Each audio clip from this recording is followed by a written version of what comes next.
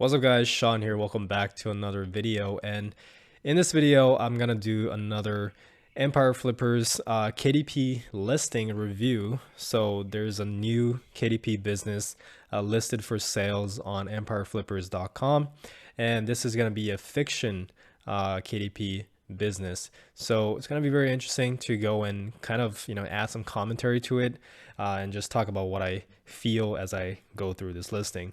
A quick disclaimer is I've never published a fiction book. I'm a non-fiction publisher.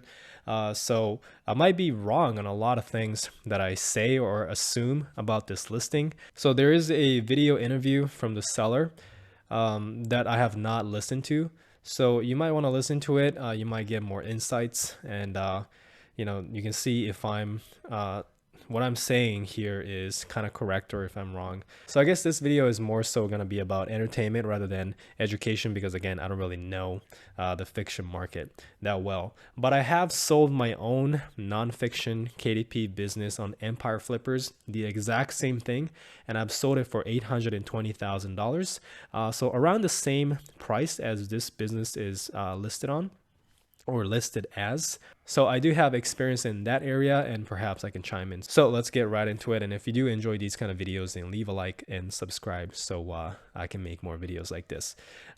So we have a fiction KDP business that is selling for $831,000.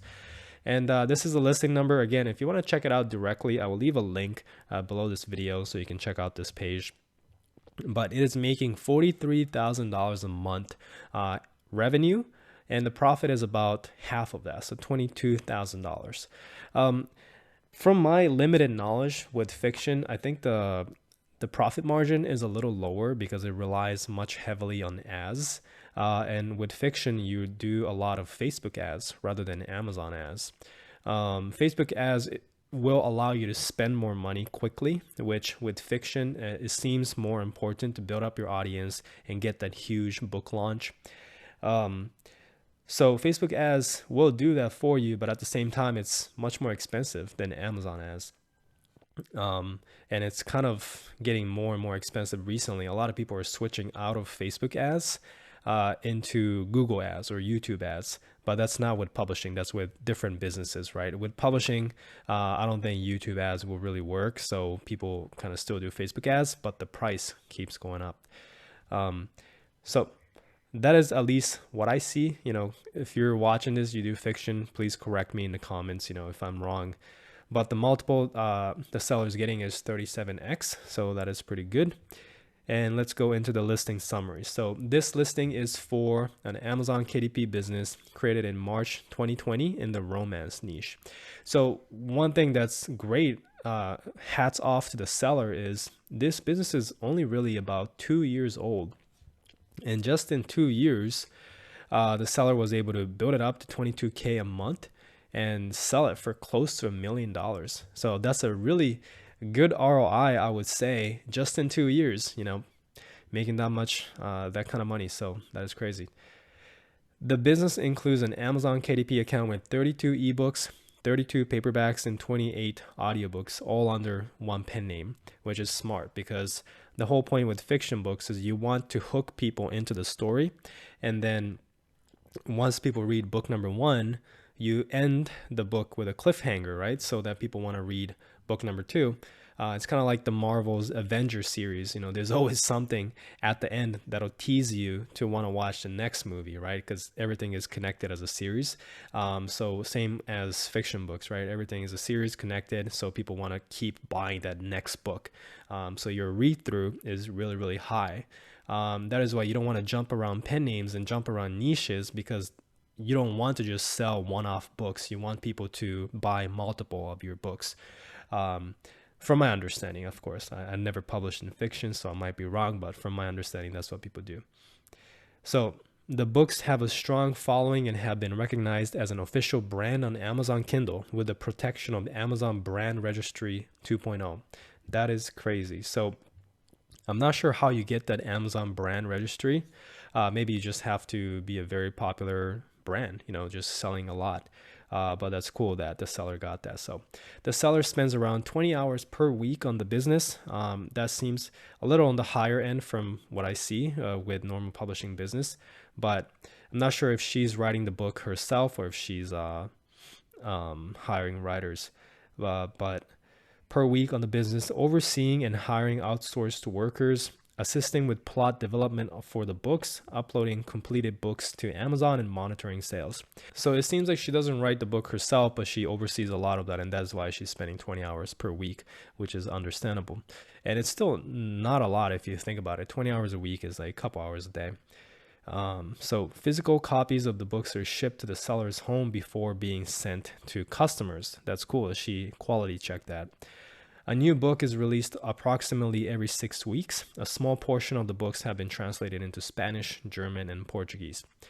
The seller has contracted a media company to assist with promotions, as well as contracting a book formatter and a graphic designer. All other roles are outsourced, usually via Upwork.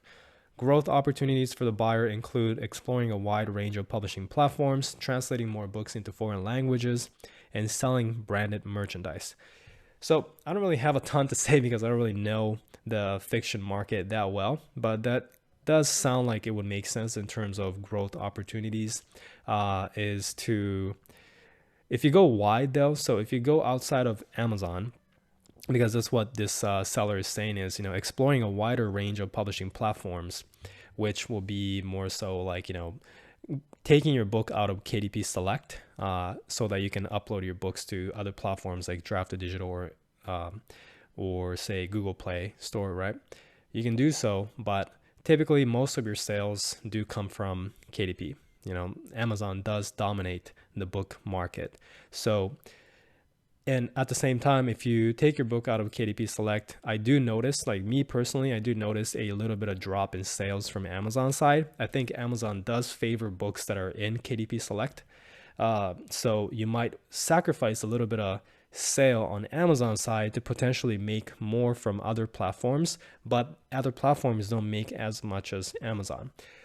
Some authors swear by going wide. So some people love going wide and going to Amazon and Drafted Digital and different channels.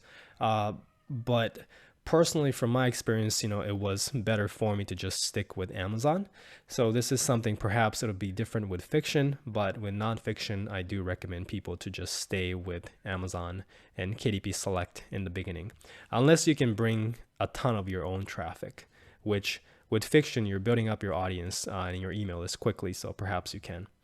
Translating your books to different languages does make sense. I'm sure fiction romance, niche would apply to Spanish and different languages. So the assets included in the sale will be primary domain and all site content and files, 3 secondary domains and all site content. Not sure why there's 4 domains. I'm assuming like actual website domains. I don't know why there are 4 domains when there's only 1 pen name. Maybe the seller wanted to organize it in some way, but that is pretty interesting. KDP account, 32 ebooks, 32 paperback books, and 28 audiobooks. Now the employee contractor relationships, that's huge. So the buyer can take over and, keep working with the same contractor. Social media accounts, Facebook, Instagram, Twitter, Pinterest, TikTok, Spotify, Goodreads, and BookBub. So this seller is everywhere in terms of social media. I'm not sure how powerful social media is for fiction. Instagram, Twitter, Facebook, Pinterest. I mean, Pinterest and Instagram is a pretty visual social media channel, and fiction isn't really, from my opinion, it's not really visual. I do notice like low content books do better on social media marketing using Instagram, Pinterest, as well as Facebook groups if you use Facebook. But again, I really have no idea what I'm talking about when it comes to fiction, so I might be completely wrong here.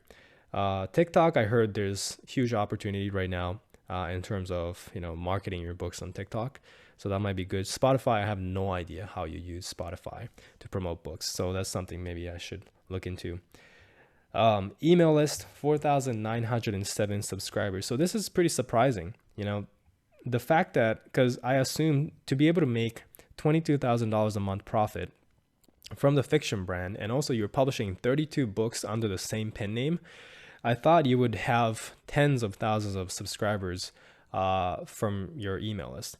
But I guess you don't need that much subscribers to make this kind of money from your books in fiction. So that's very, very cool. 4,907 subscribers. I assume with fiction, the subscribers are more devoted and you have a higher chance of them buying your books and reviewing because they want to know the story and what comes next. Compared to nonfiction, it's more standalone books, right? So people can read one book and they're not always interested in the other book. But nonfiction does come with its own benefit, which is you can use SEO and get, organic keyword search traffic to your book on Amazon. With fiction, you rely much heavily on ads because you can't really do SEO with fiction books. You can, but it's not, all you can do is really put like romance or like bad boy romance in the title, which a ton of other people do. So it's like the chance of your book being discovered organically is pretty low. That's why you have to rely heavily on ads. Again, I might be wrong, but that is my understanding of it.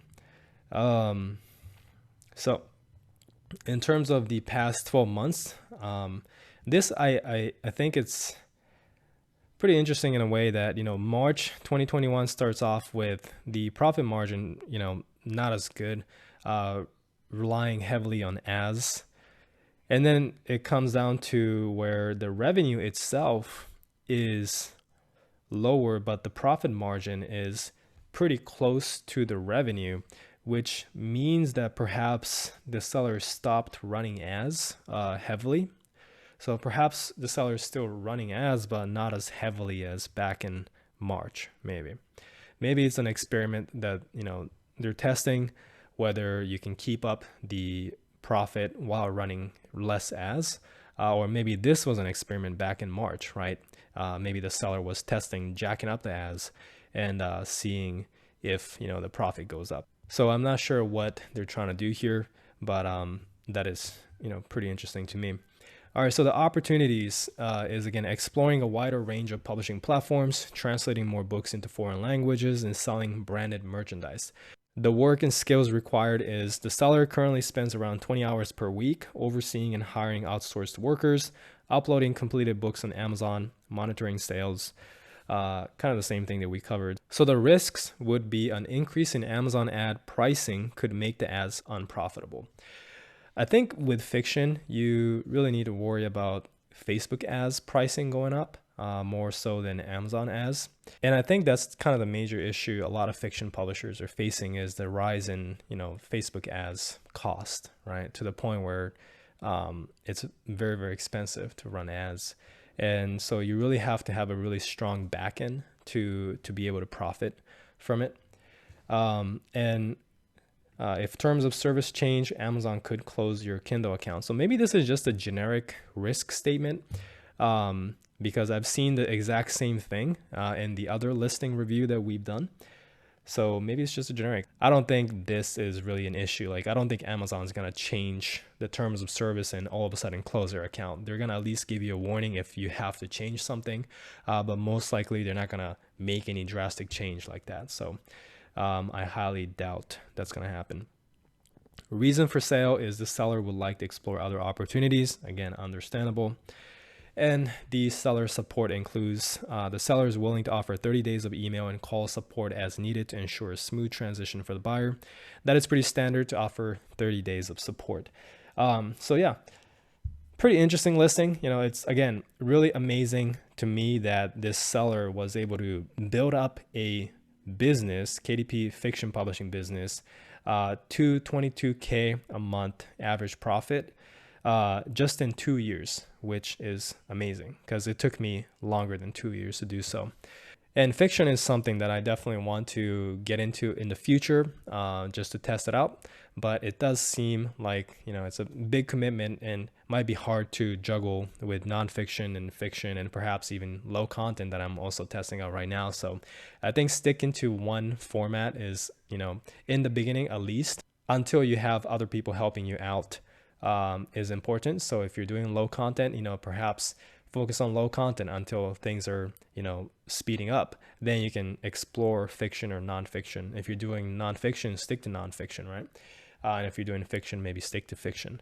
Personally, I think higher content books is better than lower content books. So rather than low content, I think either fiction or nonfiction, depending on, which you're more passionate about and interested in, would be a better choice. But if you're doing low content too, you can build up the income and then, eventually transition into fiction or nonfiction, depending on what you want to do. So if you guys want to check out this listing, I'll leave a link to this page below this video. And again, I recommend you go and check out the seller interview. Usually it's very, very educational, and I'm sure it is for this one too. So if you enjoyed this video, then leave a like to let me know that you enjoyed it so I can go and make more of this. As well as, if you haven't yet, subscribe. And if you do want a complete publishing course, it's going to be a nonfiction publishing course, but I do have one. The link is also in the description below, as well as all the tools and resources that I recommend also in the description. Thanks for watching, and I'll see you guys in the next one.